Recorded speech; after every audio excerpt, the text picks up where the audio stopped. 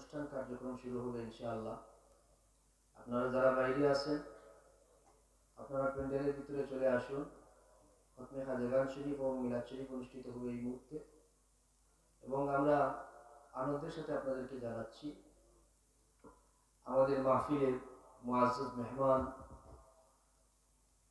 শামসুল উলামা আল্লামা ফুলতুলি সাহেব কিবলা রাহিমাহুল্লাহ সুযোগ্য উত্তরসূরি হযরতুল আল্লাম হযরত মাওলানা হাফিজ ফখরুদ্দিন চৌধুরী সাহেবজাদে ফুলতলি বারাকাল্লাহু ফি হায়াতিহি ইতিমধ্যেই আমাদের মাহফিলের কাছাকাছি চলে এসেছেন।